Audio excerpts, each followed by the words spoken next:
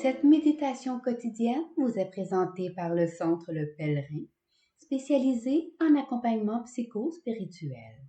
lepèlerin.org.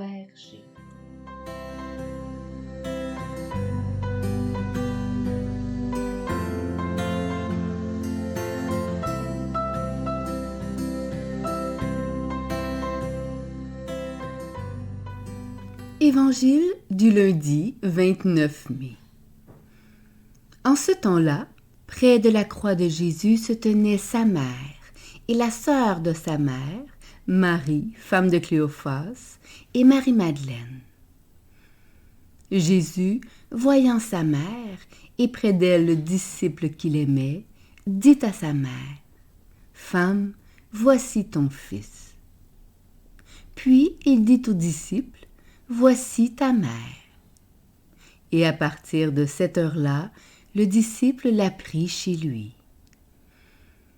Après cela, sachant que tout désormais était achevé pour que l'écriture s'accomplisse jusqu'au bout, Jésus dit : « J'ai soif. » Il y avait là un récipient plein d'une boisson vinaigrée.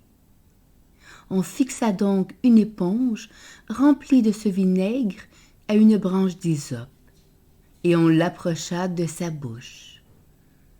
Quand il eut pris le vinaigre, Jésus dit : « Tout est accompli. » Puis, inclinant la tête, il remit l'esprit. Comme c'était le jour de la préparation, c'est-à-dire le vendredi, il ne fallait pas laisser les corps en croix durant le sabbat. D'autant plus que ce sabbat était le grand jour de la Pâque. Aussi, les Juifs demandèrent à Pilate qu'on enlève les corps, après leur avoir brisé les jambes. Les soldats allèrent donc briser les jambes du premier, puis de l'autre homme crucifié avec Jésus. Quand ils arrivèrent à Jésus, voyant qu'il était déjà mort, ils ne lui brisèrent pas les jambes.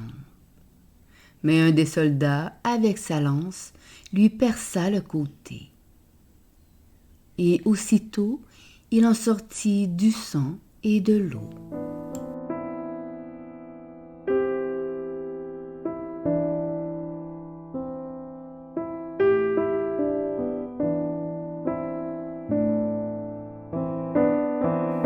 Méditation.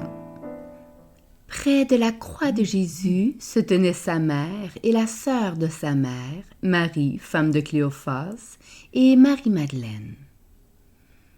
Jésus, dans l'enfantement de l'humanité à la vie nouvelle, est enveloppé de présences féminines qui vibrent à l'unisson de ses douleurs.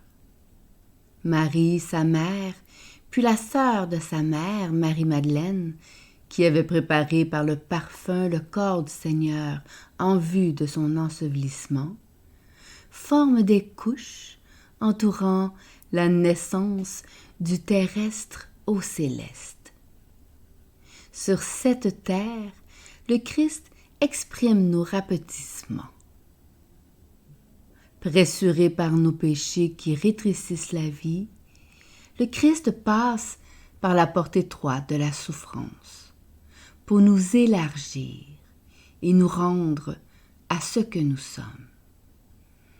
Marie, qui donna au Verbe le jour dont il avait besoin pour se rendre visible à nos yeux aveugles, de nouveau poursuit son œuvre d'enfantement et accompagne les efforts de son Fils pour que l'Église, ce corps du Christ, naisse sur la terre.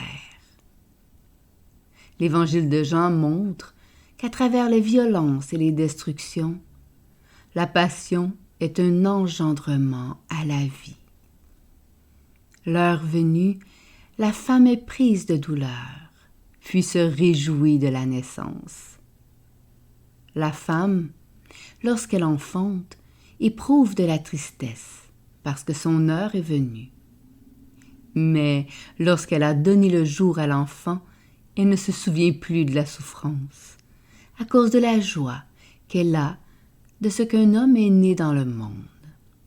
Dans Saint Jean 16, 21. Cette femme, n'est-ce pas Marie? Combien de chrétiens ont rencontré avec Marie la vie nouvelle au moment où leur vie dérapait? Dans une douleur qui transperce le cœur, Marie, Ève nouvelle, soutient le nouvel Adam, la tête du corps qu'est l'Église.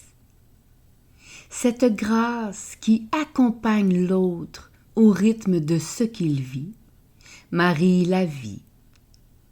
Elle ne comprend pas, mais celle qui médite en son cœur suit dans son corps l'événement.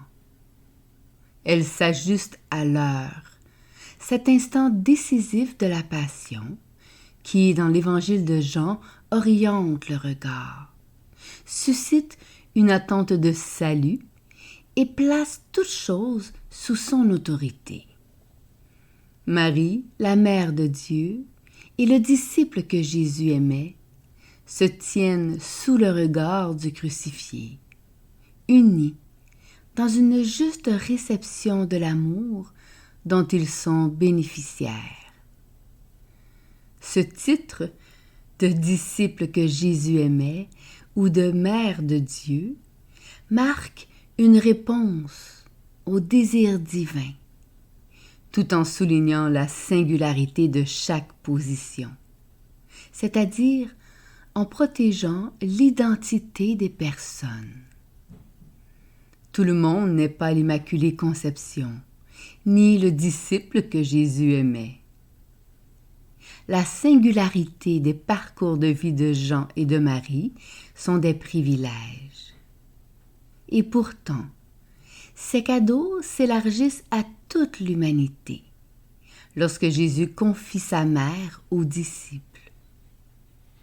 N'ayons pas peur de ce que nous sommes pour que l'Immaculée Conception et le disciple que Jésus aimait dialoguent en nous.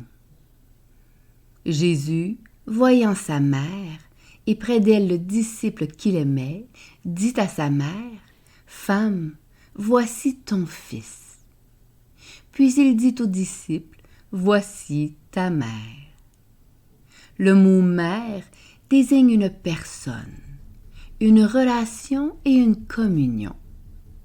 Ce mot de mère évoque pour chacun la personne dont la chair entoura notre chair et dont nous avons reçu la vie. Sur la croix, le Christ fonde le culte marial.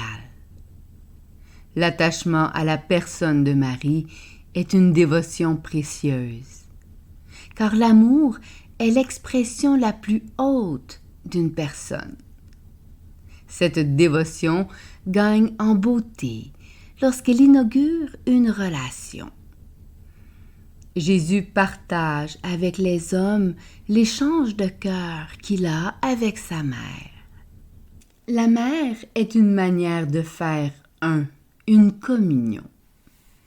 Sous le regard de Jésus et à sa demande, Jean et Marie entrent dans une nouvelle connaissance dans laquelle Jean se donne à Marie.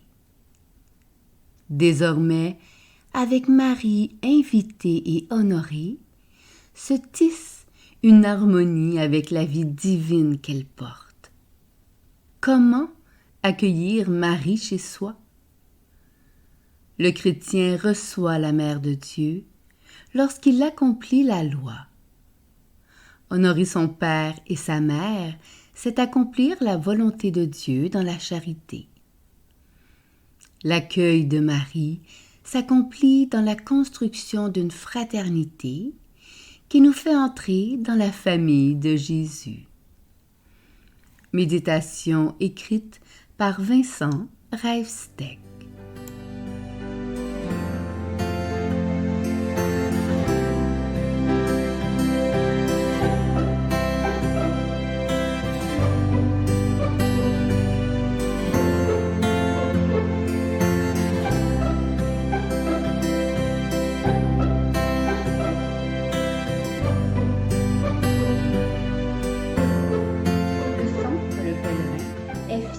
D'offrir offrir depuis plus de 20 ans un service d'accompagnement ainsi qu'un certificat universitaire en accompagnement spirituel. Tous nos services sont offerts en ligne. Nous sommes situés à Montréal, au pied de l'Oratoire Saint-Joseph. Le pèlerin, le savoir intérieur qui transforme la vie. lepèlerin.org. Page Facebook, Centre Le Pèlerin.